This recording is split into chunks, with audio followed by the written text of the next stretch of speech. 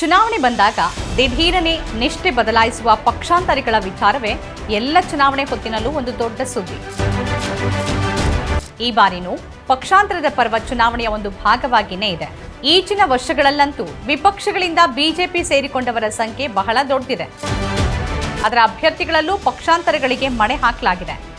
ಹೀಗೆ ಹಠಾತ್ತನೆ ಪಕ್ಷ ಬದಲಾಯಿಸುವ ಹಿಂದಿನ ಲೆಕ್ಕಾಚಾರಗಳೇನಿರುತ್ತೆ, ಅನಿವಾರ್ಯತೆಗಳೇನಿರುತ್ತೆ, ಅದಕ್ಕಾಗಿ ನಡೆಯೋ ಪ್ರಹಸನಗಳು, ಅವರು ಕೊಡುವ ಹಾಸ್ಯಾಸ್ಪದ ಕಾರಣಗಳು ಹೇಗಿರುತ್ತೆ, ಪಕ್ಷಾಂತರ ಇಷ್ಟೊಂದು ಸುಲಭ ಆಗಿರೋಕೆ ನೀತಿ ನಿಯಮಗಳು ಹೇಗೆ ಕಾರಣ ಆಗಿದೆ ನೋಡೋಣ. ನಮಸ್ಕಾರ, ಇದು ಅವಲೋಕನ ಕಾರ್ಯಕ್ರಮ.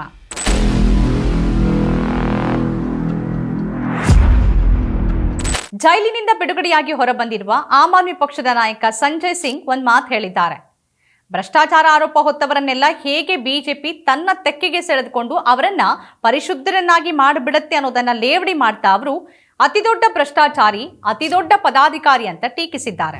ಬಿಜೆಪಿಗೆ ಹೋದವರೆಲ್ಲ ಭ್ರಷ್ಟಾಚಾರ ಕೇಸ್ನಿಂದ ಮುಕ್ತಿ ಪಡೆಯೋದರ ಜೊತೆಗೆ ಆ ಪಕ್ಷದಲ್ಲಿ ಮಹತ್ವದ ಸ್ಥಾನಗಳನ್ನ ಪಡೆದಿರೋದನ್ನೂ ಕಾಣಬಹುದಾಗಿದೆ. ಹಾಗೇನೆ ಈ ಬಾರಿಯ ಚುನಾವಣೆಯಲ್ಲೂ ಬಿಜೆಪಿ ಅಭ್ಯರ್ಥಿಗಳಲ್ಲಿ ಪಕ್ಷಾಂತರಿಗಳೇ ಸಾಕಷ್ಟಿದ್ದಾರೆ. ಚುನಾವಣೆ ಹೊತ್ತಿನಲ್ಲಿ ಈ ಹಡಗು ಬಿಟ್ಟು ಆ ಹಡಗಿಗೆ ಹಾರಿಕೊಂಡು ಅವಕಾಶವಾದಿ ರಾಜಕಾರಣ ಮಾಡೋರ ದಂಡೇ ಇರುತ್ತೆ. ಇದು ಒಂದು ಬಗೆ. ಆದರೆ ಬಿಜೆಪಿ ಬಳಿ ಇರುವ ಇಡಿ, ಸಿಬಿಐನಂತಹ ಅಸ್ತ್ರಗಳಿಗೆ ಹೆದರಿ ಅತ್ತ ಕಡೆ ಹೋಗಿ ಸೇರ್ಕೊಳ್ಳೋರು, ಬಚಾವಾಗೋದಕ್ಕಾಗಿ ಪಕ್ಷಾಂತರ ಮಾಡುವ ಅನಿವಾರ್ಯತೆಗೆ ಸಿಲುಕೋರು ಮತ್ತೊಂದು ಕಡೆ ಇದ್ದಾರೆ. ಹಾಗಂತ ಎಲ್ಲರೂ ಇತರ ಪಕ್ಷಗಳಿಂದ ಬಿಜೆಪಿ ಕಡೆ ಮಾತ್ರನೇ ಹೋಗ್ತಾರೆ ಅಂತೇನೂ ಅಲ್ಲ. ಬಿಜೆಪಿಯಿಂದ ಕಾಂಗ್ರೆಸ್ನಂಥ ಪಕ್ಷಗಳಿಗೆ ಬರೋರು ಇದ್ದಾರೆ. ಇದೇ 19ರಿಂದ ಮಹಾ ಚುನಾವಣೆ ನಡೀತಿದೆ. ಕಾಂಗ್ರೆಸ್ನಿಂದ ಬಿಜೆಪಿಗೆ, ಬಿಜೆಪಿಯಿಂದ ಕಾಂಗ್ರೆಸ್ಗೆ ಬಿಡಾರ ಬದಲಿಸೋರ ಸಂಖ್ಯೆ ಈ ಹೊತ್ತಲ್ಲಿ ಹೆಚ್ಚಾಗೋದ್ರ ಹಿಂದೆ ಟಿಕೆಟ್ ಕೈ ತಪ್ಪೋದು ಮುಖ್ಯ ಕಾರಣ ಆಗಿರುತ್ತೆ. ಒಂದ್ ಕಡೆ ಕೈ ತಪ್ಪಿದ್ದನ್ನ ಮತ್ತೊಂದು ಕಡೆ ಗಿಟ್ಟಿಸ್ಕೊಳ್ಳೋಕೆ ನೋಡ್ತಾರೆ. ಚುನಾವಣೆ ಹೊಸ್ತಿನಲ್ಲಿ ಕಾಂಗ್ರೆಸ್ ನಾಯಕರ ಪಕ್ಷಾಂತರ ಸರಣಿನೂ ಮುಂದುವರೆದಿದೆ. ಈಚೆಗಷ್ಟೇ ಕಾಂಗ್ರೆಸ್ ತೊರೆದ ಗೌರವ್ ವಲ್ಲಭ್ ಬಿಜೆಪಿ ಸೇರ್ಕೊಂಡಿದ್ದಾರೆ. ಆದ್ರೆ ಪಕ್ಷದ ವಕ್ತಾರರಾಗಿದ್ದ ಅವರು ಕಾಂಗ್ರೆಸ್ ಬಿಡುವಾಗ ಹೇಳಿರೋ ಮಾತುಗಳು, ಕಾಂಗ್ರೆಸ್ ಬಿಡೋದಕ್ಕೆ ಕೊಟ್ಟಿರೋ ನೆಪಗಳು ಮಾತ್ರ ತೀರಾ ಹಾಸ್ಯಾಸ್ಪದವಾಗಿದೆ. ಕಾಂಗ್ರೆಸ್ ಅಧ್ಯಕ್ಷ ಮಲ್ಲಿಕಾರ್ಜುನ್ ಖರ್ಗೆ ಅವರಿಗೆ ಬರೆದ ರಾಜೀನಾಮೆ ಪತ್ರದಲ್ಲಿ ಅವರು ಸನಾತನ ವಿರೋಧಿ ಘೋಷಣೆ ತನ್ನಿಂದ ಸಾಧ್ಯವಿಲ್ಲ ಅಂತ ಹೇಳಿದ್ದಾರೆ. ಸಂಪತ್ತನ್ನ ಸೃಷ್ಟಿ ಮಾಡೋರನ್ನ ದಿನವೂ ನಿಂದಿಸೋಕೆ ಸಾಧ್ಯ ಇಲ್ಲ. ಹೀಗಾಗಿ ಪಕ್ಷದ ಎಲ್ಲ ಹುದ್ದೆಗಳಿಗೆ ಮತ್ತು ಪ್ರಾಥಮಿಕ ಸದಸ್ಯತ್ವಕ್ಕೆ ರಾಜೀನಾಮೆ ನೀಡುತ್ತಿರುವುದಾಗಿ ಅವರು ಬರೆದುಕೊಂಡಿದ್ದಾರೆ. ವಲ್ಲಭ್ ಅವರು ಹಲವಾರು ತಿಂಗಳಿಂದ ಪಕ್ಷದ ಪರವಾಗಿ ಟಿವಿ ಕಾರ್ಯಕ್ರಮಗಳಿಗೆ ಹಾಜರಾಗ್ತಿರ್ಲಿಲ್ಲ ಮತ್ತು ದೀರ್ಘಕಾಲ ಯಾವುದೇ ಸುದ್ದಿಗೋಷ್ಠಿಯನ್ನು ನಡೆಸಿರಲಿಲ್ಲ. ಕಾಂಗ್ರೆಸ್ಗೆ ಸೇರಿದಾಗ ನಾನು ಅದನ್ನು ನಂಬಿದ್ದೆ. ಯುವಕರು ಮತ್ತು ಬುದ್ಧಿಜೀವಿಗಳು ಮತ್ತು ಅವರ ಆಲೋಚನೆಗಳನ್ನು ಗೌರವಿಸುವ ದೇಶದ ಅತ್ಯಂತ ಹಳೆಯ ಪಕ್ಷ ಕಾಂಗ್ರೆಸ್. ಆದರೆ ಹೊಸ ಆಲೋಚನೆಗಳನ್ನು ಹೊಂದಿರುವ ಯುವಕರ ಜೊತೆ ಪಕ್ಷ ಹೊಂದಾಣಿಕೆ ಮಾಡಿಕೊಳ್ಳೋಕೆ ಸಾಧ್ಯವಾಗ್ತಿಲ್ಲ ಅಂತ ಅನಿಸ್ತು ಅಂತೆಲ್ಲ ಅವರು ರಾಜೀನಾಮೆ ಪತ್ರದಲ್ಲಿ ಹೇಳಿದ್ದಾರೆ. ಹೀಗೆ ಹೇಳಿದ ಅವರು ಬಿಜೆಪಿಯನ್ನು ಸೇರ್ಕೊಂಡಿದ್ದಾರೆ. ಈ ದೇಶದ ಲಕ್ಷಾಂತರ ಯುವಕರನ್ನ ನಿರುದ್ಯೋಗಿಗಳನ್ನಾಗಿಸಿರುವ, ಉಚಿತ ಇಂಟರ್ನೆಟ್ ಕೊಟ್ಟು ಮೊಬೈಲ್ ನೋಡಿಕೊಂಡು ಕೂರುವಂತೆ ಮಾಡಿ ಅವರನ್ನೆಲ್ಲ ಮೂರ್ಖರನ್ನಾಗಿಸಿರುವ ಬಿಜೆಪಿಯಲ್ಲಿ ಅವರಿಗೆ ಅಂಥದ್ದೇನು ದೊಡ್ಡದು ಕಂಡಿರಬಹುದೋ ಗೊತ್ತಿಲ್ಲ. ಬಿಜೆಪಿ ಧರ್ಮದ ಹೆಸರಲ್ಲಿ ಕೋಮುವಾದಿ ರಾಜಕಾರಣ ಮಾಡ್ತಿದೆ ಅಂತ ದೂರ್ತಾನೆ ಕಾಂಗ್ರೆಸ್ ಸೇರಿದ್ದ ಗೌರವ್ಗೆ ಈಗ ಕಾಂಗ್ರೆಸ್ ಹಿಂದೂ ವಿರೋಧಿಯಾಗಿ ಕಂಡಿರೋದು ತಮಾಷೆ ಅಂತೆ ಕಾಣಿಸ್ತಿದೆ. ಅಂತೂ ಈ ಪಕ್ಷ ಬಿಟ್ಟು ಆ ಪಕ್ಷಕ್ಕೆ ಹೋಗಬೇಕು ಅನ್ನುವಾಗ ಹೀಗೆ ತಮಗೆ ಅನುಕೂಲವಾಗುವಂತೆ ನೆಪಗಳನ್ನು ಮುಂದೆ ಮಾಡೋದು ಎಲ್ಲಾ ಪಕ್ಷಾಂತರಿಗಳ ಹಣೆಬರಹನೇ ಆಗಿದೆ. ಒಲಿಂಪಿಕ್ ಕಂಚಿನ ಪದಕ ವಿಜೇತ ಬಾಕ್ಸರ್ ವಿಜೇಂದರ್ ಸಿಂಗ್ ಕಾಂಗ್ರೆಸ್ ಬಿಟ್ಟು ಬಿಜೆಪಿ ಸೇರಿದ ಬೆನ್ನಲ್ಲೇ ಗೌರವ್ ವಲ್ಲಭ್ ಪಕ್ಷಾಂತರವೂ ಆಗಿದೆ. ಈ ಲೋಕಸಭೆ ಚುನಾವಣೆಯಲ್ಲಿ 400 ಸ್ಥಾನಗಳನ್ನು ಗೆಲ್ತೀವಿ ಅಂತ ಹೇಳ್ಕೊಂಡು ಓಡಾಡ್ತಿರುವ ಬಿಜೆಪಿ ಚುನಾವಣೆಯಲ್ಲಿ ಸಾಕಷ್ಟು ಮಂದಿ ಹೊರಗಿನವರಿಗೆ ಟಿಕೆಟ್ ನೀಡ್ತಿರುವ ಬೆಳವಣಿಗೆಯನ್ನ ನಾವು ಗಮನಿಸಬಹುದು. ಚುನಾವಣೆಗೆ ಮೊದಲು ವಿವಿಧ ಪಕ್ಷಗಳಿಂದ ಕನಿಷ್ಠ 34 ನಾಯಕರು ಬಿಜೆಪಿಗೆ ಸೇರ್ಪಡೆಯಾಗಿದ್ದಾರೆ. ಅವರಲ್ಲಿ ಕಾಂಗ್ರೆಸ್ನಿಂದ ಬಿಜೆಪಿಗೆ ಹೋದವರು 16 ಮಂದಿ, ಬಿಆರ್ಎಸ್ನಿಂದ ಹೋದವರು 8 ಮಂದಿ, ಆಮ್ ಆದ್ಮಿ ಪಾರ್ಟಿ ಮತ್ತು ವೈಎಸ್ಆರ್ಸಿಪಿಯಿಂದ ಹೋದವರು ತಲಾ 2. ಇನ್ನು BJD, BSP, JMM, TDP, TMC ಮತ್ತು ಪಕ್ಷೇತರವಾಗಿ ತಲಾ 1 ಹೋಗಿದ್ದಾರೆ. ಹೀಗೆ ಬಿಜೆಪಿಗೆ ಜಿಗಿದ ಇಷ್ಟು ಸಂಖ್ಯೆಯ ನಾಯಕರಲ್ಲಿ ಕೆಲವು ಪ್ರಮುಖರು ಅಂತಂದ್ರೆ ಅಶೋಕ್ ತನ್ವರ್, ಭತೃಹರಿ ಮಹತಾಬ್, ಬಿಬಿ ಪಾಟೀಲ್, ಕಿರಣ್ ಕುಮಾರ್ ರೆಡ್ಡಿ, ಪ್ರಣೀತ್ ಕೌರ್, ನವೀನ್ ಜಿಂದಾಲ್, ಜಿತಿನ್ ಪ್ರಸಾದ್, ಅನಿಲ್ ಕೆ ಆಂಟನಿ, ರಂಜಿತ್ ಸಿಂಗ್ ಚೌಟಾಲಾ, ವಿಜೇಂದರ್ ಸಿಂಗ್ ಮತ್ತು ಸೌಮೇಂದು ಅಧಿಕಾರಿ. ಅಶೋಕ್ ತನ್ವರ್ ಎಎಪಿಯಿಂದ ಬಿಜೆಪಿ ಸೇರಿರೋದು. ಹರಿಯಾಣದ ಸಿರ್ಸಾದಿಂದ ಬಿಜೆಪಿ ಟಿಕೆಟ್ಗಾಗಿ ಸ್ಪರ್ಧೆ ಮಾಡೋದಕ್ಕಾಗಿ. ಅವರು ಈ ಹಿಂದೆ ಹರಿಯಾಣ ಪ್ರದೇಶ ಕಾಂಗ್ರೆಸ್ ಸಮಿತಿಯ ಅಧ್ಯಕ್ಷರು ಮತ್ತು ಭಾರತೀಯ ಯುವ ಕಾಂಗ್ರೆಸ್ ಅಧ್ಯಕ್ಷರಂತಹ ಪ್ರಮುಖ ಸ್ಥಾನದಲ್ಲಿದ್ದರು. ಭತೃಹರಿ ಮಹತಾಬ್ ಬಿಜೆಡಿಯಲ್ಲಿದ್ದಾಗ ಸತತ 6 ಬಾರಿ ಸಂಸದರಾಗಿದ್ದರು. ಕಾಂಗ್ರೆಸ್ ತೊರೆದು ಬಿಜೆಪಿ ಸೇರಿರುವ ಉದ್ಯಮಿ ನವೀನ್ ಜಿಂದಾಲ್ 2004 ಮತ್ತು 2009ರಲ್ಲಿ ಸಂಸದರಾಗಿ ಆಯ್ಕೆಯಾಗಿದ್ದರು. ತಮ್ಲುಕ್ ಕ್ಷೇತ್ರದ ಮಾಜಿ ಟಿಎಂಸಿ ಸಂಸದ ಸೌಮೇಂದು ಅಧಿಕಾರಿ 2021ರ ಪಶ್ಚಿಮ ಬಂಗಾಳ ವಿಧಾನಸಭೆ ಚುನಾವಣೆಯಲ್ಲಿ ನಂದಿಗ್ರಾಮ್ ಕ್ಷೇತ್ರದಲ್ಲಿ ಮಮತಾ ಬ್ಯಾನರ್ಜಿಯನ್ನು ಸೋಲಿಸಿದ ಸುವೇಂದು ಅಧಿಕಾರಿಯ ಸಹೋದರರು. 2019ರಿಂದ ಬಿಜೆಪಿ ಸೇರೋಕೆ ಕಾಂಗ್ರೆಸ್ ತೊರೆದ ಪ್ರಮುಖರು ಅಂತಂದ್ರೆ ಅನಿಲ್ ಆಂಟನಿ, ಕಾಂಗ್ರೆಸ್ ಹಿರಿಯ ನಾಯಕ ಎಕೆ ಆಂಟನಿ ಪುತ್ರ. ಅನಿಲ್ ಆಂಟನಿ 2023ರ ಏಪ್ರಿಲ್ 6ರಂದು ಬಿಜೆಪಿಯನ್ನ ಸೇರಿದ್ರು. ಅವರು ಕೇರಳ ಪ್ರದೇಶ ಕಾಂಗ್ರೆಸ್ ಸಮಿತಿಯ ಡಿಜಿಟಲ್ ಮೀಡಿಯಾ ಕನ್ವೀನರ್ ಮತ್ತು ಎಐಸಿಸಿ ರಾಷ್ಟ್ರೀಯ ಸಂಯೋಜಕ ಸ್ಥಾನದಲ್ಲಿದ್ದರು. ಪ್ರಧಾನಿ ನರೇಂದ್ರ ಮೋದಿ ಕುರಿತಾದ ಬಿಬಿಸಿ ಸಾಕ್ಷ್ಯಚಿತ್ರಕ್ಕೆ ವಿರೋಧವನ್ನು ವ್ಯಕ್ತಪಡಿಸಿದ ಬಳಿಕ ಅವರು ಕಾಂಗ್ರೆಸ್ ಅನ್ನು ತೊರೆದರು. ಹಾರ್ದಿಕ್ ಪಟೇಲ್ 2020ರಲ್ಲಿ ಕಾಂಗ್ರೆಸ್ ಸೇರಿದ್ದ ಗುಜರಾತ್ ಪಾಟೀದಾರ್ ನಾಯಕ ಹಾರ್ದಿಕ್ ಪಟೇಲ್ 2022ರ ಮೇನಲ್ಲಿ ಪಕ್ಷ ತೊರೆದು ಬಿಜೆಪಿ ಸೇರಿದ್ರು. ಅದೇ ವರ್ಷ ಬಿಜೆಪಿ ಅವರನ್ನ ಗುಜರಾತ್ ವಿಧಾನಸಭೆ ಚುನಾವಣೆಯಲ್ಲಿ ವಿರಾಮ್ಗಂಜ್ ಸ್ಥಾನಕ್ಕೆ ಅಭ್ಯರ್ಥಿಯಾಗಿ ನಿಲ್ಲಿಸಿತ್ತು.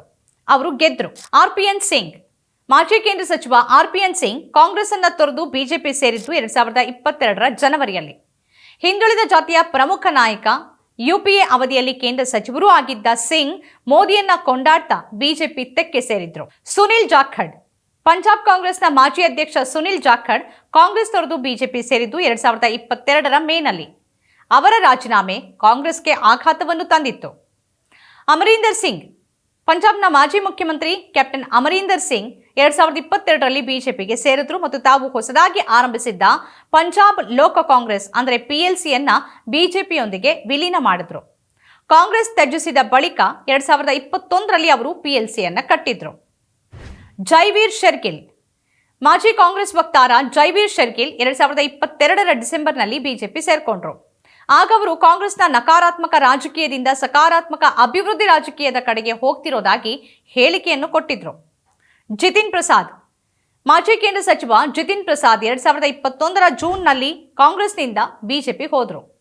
ಉತ್ತರ ಪ್ರದೇಶದ ವಿಧಾನಸಭೆ ಚುನಾವಣೆಗೆ 1 ವರ್ಷ ಮೊದಲು ಅವರು ಪಕ್ಷವನ್ನ ಬದಲಿಸಿದ್ರು. ಜ್ಯೋತಿರಾದಿತ್ಯ ಸಿಂಧ್ಯಾ ಕೇಂದ್ರ ಸಚಿವ ಜ್ಯೋತಿರಾದಿತ್ಯ ಸಿಂಧ್ಯಾ ಕಾಂಗ್ರೆಸ್ ಅನ್ನು ತೊರೆದು ಬಿಜೆಪಿ ಸೇರಿದ್ದು 2020ರ ಮಾರ್ಚ್ನಲ್ಲಿ. ಅದರೊಂದಿಗೆ ಕಾಂಗ್ರೆಸ್ ಜೊತೆಗಿನ ಅವರ 18 ವರ್ಷಗಳ ಒಡನಾಟ ಕೊನೆಯಾಗಿತ್ತು. ಅಲ್ಪೇಶ್ ಠಾಕೂರ್ ಮಾಜಿ ಕಾಂಗ್ರೆಸ್ ಶಾಸಕ ಅಲ್ಪೇಶ್ ಠಾಕೂರ್ ಕಾಂಗ್ರೆಸ್ ಅನ್ನು ತೊರೆದು ಬಿಜೆಪಿಯನ್ನ ಸೇರಿದ್ದು 2019ರ ಜುಲೈನಲ್ಲಿ. ನಂತರ ಕೆಲವೇ ದಿನಗಳಲ್ಲಿ ಅವರು ಗುಜರಾತ್ನ ರಾಧಾಪುರ್ ಕ್ಷೇತ್ರದಿಂದ ಉಪಚುನಾವಣೆಗೆ ಸ್ಪರ್ಧೆ ಮಾಡಿದ್ರಾದರೂ ಗೆಲ್ಲಿಲ್ಲ.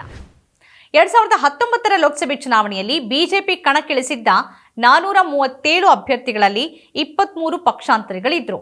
ಅವರಲ್ಲಿ 13 ಮಂದಿ ಮಾತ್ರ ಗೆದ್ದಿದ್ರು. ಉತ್ತರ ಪ್ರದೇಶದ 8 ಕ್ಷೇತ್ರಗಳಲ್ಲಿ, ಪಶ್ಚಿಮ ಬಂಗಾಳದ 3 ಕ್ಷೇತ್ರಗಳಲ್ಲಿ ಹಾಗೂ ಮಹಾರಾಷ್ಟ್ರ, ಹರಿಯಾಣದಲ್ಲಿನ ತಲಾ 1 ಕ್ಷೇತ್ರಗಳಲ್ಲಿ ಪಕ್ಷಾಂತರಿಗಳು ಗೆದ್ದಿದ್ರು. ಈಗ ಲೋಕಸಭೆ ಚುನಾವಣೆಯ ಮೊದಲ ಹಂತದ ಅಭ್ಯರ್ಥಿಗಳಾಗಿರುವ ಒಟ್ಟು 18 ಮಂದಿ ಕಳೆದ 5 ವರ್ಷಗಳಲ್ಲಿ ಒಮ್ಮೆ ಅಥವಾ ಹಲವು ಬಾರಿ ತಮ್ಮ ರಾಜಕೀಯ ನಿಷ್ಠೆಯನ್ನ ಬದಲಾಯಿಸಿದವರೇ ಆಗಿದ್ದಾರೆ. ಅವರಲ್ಲಿ ಅನೇಕರು ಸಾರ್ವತ್ರಿಕ ಚುನಾವಣೆಗಳಿಗೆ ಕೆಲವೇ ವಾರಗಳು ಮತ್ತು ತಿಂಗಳುಗಳಷ್ಟೇ ಇದ್ದ ಹೊತ್ತಲ್ಲಿ ಪಕ್ಷ ಬದಲಾಯಿಸಿದವರು. ಅವರಲ್ಲಿ 9 ಮಂದಿ ಬಿಜೆಪಿ ನೇತೃತ್ವದ ಎನ್ಡಿಎ ಭಾಗ ಆಗಿದ್ದಾರೆ. 2 ಕಾಂಗ್ರೆಸ್ನಿಂದ ಬಿಜೆಪಿಗೆ ಹೋದವರಾದರೆ ಒಬ್ಬರು ಶಿವಸೇನೆ ಶಿಂದೆ ಬಣಕ್ಕೆ ಪಕ್ಷಾಂತರ ಆದವರು. ಹಾಗೆಯೇ 6 ಮಂದಿ ಇಂಡಿಯಾ ವಿಪಕ್ಷ ಒಕ್ಕೂಟವನ್ನ ಸೇರ್ಕೊಂಡ್ರೆ 3 ಎಐಎಡಿಎಂಕೆ ಸೇರಿದ್ರು. ಪಕ್ಷಾಂತರ ಮಾಡಿದವರಲ್ಲಿ ಟಿಕೆಟ್ ಸಿಗದೇ ಇದ್ದದ್ದಕ್ಕೆ ಕಾಂಗ್ರೆಸ್ ಸೇರಿದ ಒಬ್ಬ ಹಾಲಿ ಸಂಸದ ಸೇರಿದಂತೆ 2 ಬಿಜೆಪಿ ನಾಯಕರು ಇದ್ದಾರೆ. ಜ್ಯೋತಿ ಮಿರ್ಧಾ ಡಾಕ್ಟರ್ ಜ್ಯೋತಿ ಮಿರ್ಧಾ ರಾಜಸ್ಥಾನದ ನಾಗೌರ್ ಕ್ಷೇತ್ರದಿಂದ ಬಿಜೆಪಿ ಅಭ್ಯರ್ಥಿಯಾಗಿದ್ದಾರೆ. 51 ವರ್ಷದ ಮಿರ್ಧಾ ವೈದ್ಯ 2009ರಲ್ಲಿ ಕಾಂಗ್ರೆಸ್ ಟಿಕೆಟ್ನಲ್ಲಿ ನಾಗೌರ್ನಿಂದ ಸ್ಪರ್ಧೆ ಮಾಡಿ ರಾಜಕೀಯಕ್ಕೆ ಕಾಲಿಟ್ರು. ಆಗ ಅವರು ಬಿಜೆಪಿಯ ಬಿಂದು ಚೌಧರಿ ವಿರುದ್ಧ 1.55 ಲಕ್ಷ ಮತಗಳ ಅಂತರದಿಂದ ಗೆದ್ದಿದ್ರು. ಅದೇ ಅವರ ಮೊದಲ ಮತ್ತು ಈವರೆಗಿನ ಕೊನೆಯ ಗೆಲುವು. ಆ ನಂತರ ಅವರು 2 ಬಾರಿ ಬಿಜೆಪಿ ಮತ್ತು ಅದರ ಮಿತ್ರ ಪಕ್ಷಗಳ ವಿರುದ್ಧ ನಾಗೌರ್ನಲ್ಲೇ ಸೋತ್ರು. ಅಂತಿಮವಾಗಿ ಅವರು ಕಾಂಗ್ರೆಸ್ ಅನ್ನ ತೊರೆದು 2023ರ ವಿಧಾನಸಭೆ ಚುನಾವಣೆಗೆ ವಾರಗಳ ಮೊದಲು ಬಿಜೆಪಿ ಸೇರಿದ್ರು.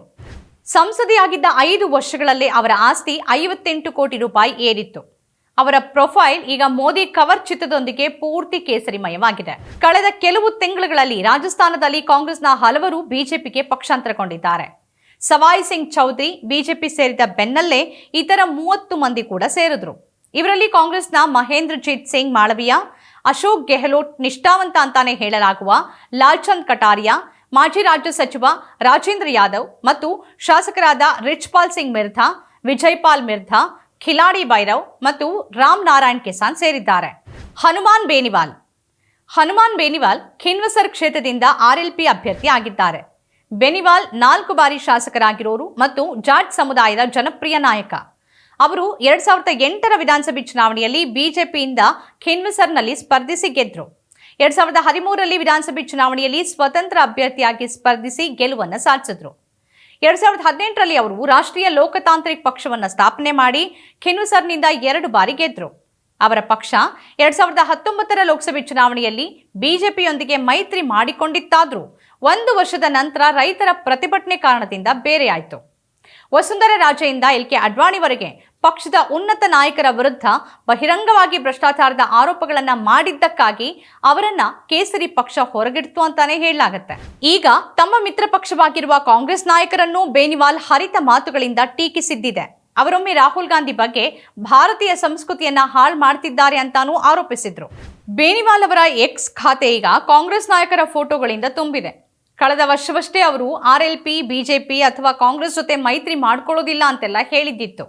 ಆದರೆ ಆ ಹೊತ್ತಿನಲ್ಲಿ ಅವರ ಸೋಷಿಯಲ್ ಮೀಡಿಯಾ ಖಾತೆಯಲ್ಲಿ ಬಿಜೆಪಿ ನಾಯಕರಿಗೆ ಹುಟ್ಟುಹಬ್ಬದ ಶುಭಾಶಯ ಹೇಳ್ತಿದ್ರು ಮತ್ತು ಮೋದಿಗೆ ಮತ್ತೆ ಮತ ನೀಡುವಂತೆ ಕೇಳ್ತಿದ್ರು.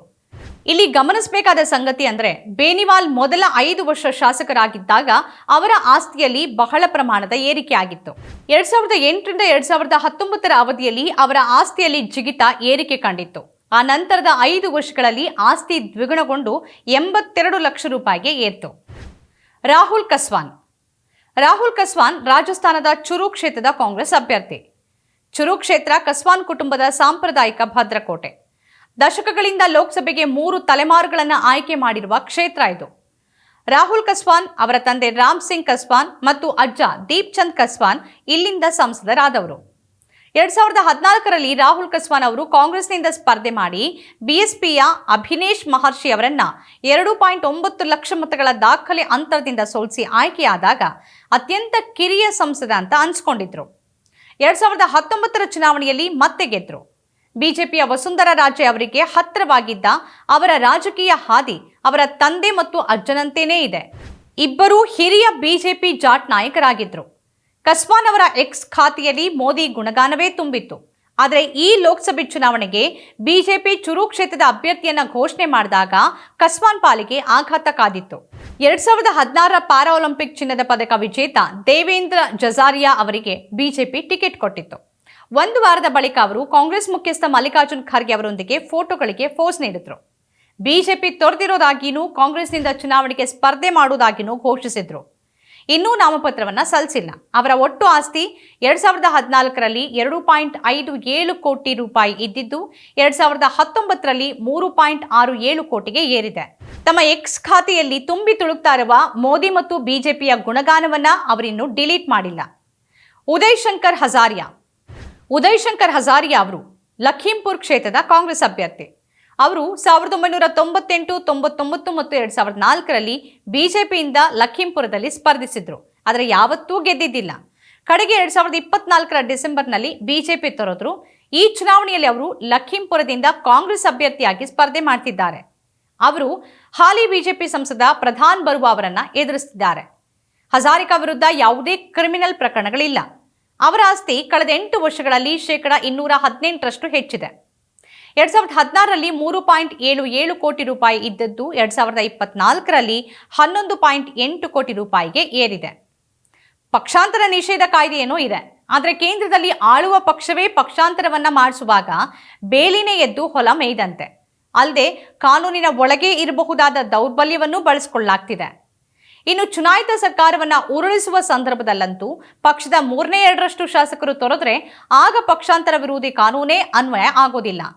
ಅಂತೂ ಆಟವನ್ನ ಆಡಲೇಬೇಕು ಅಂತ ಅಂದುಕೊಂಡವರು ಹೇಗಾದ್ರೂ ಆಟವನ್ನ ಆಡಬಲ್ಲರು. ಇದು ಈಗಿನ ವಿಶೇಷ. ಈ ರೀತಿಯ ಬೇರೆ ಬೇರೆ ವಿಶೇಷ ಕಾರ್ಯಕ್ರಮಗಳನ್ನು ತಾವು ನೋಡಬೇಕಾದ್ರೆ ನಮ್ಮ ಚಾನೆಲ್ ಸಬ್ಸ್ಕ್ರೈಬ್ ಮಾಡಿ. ನಮಸ್ಕಾರ.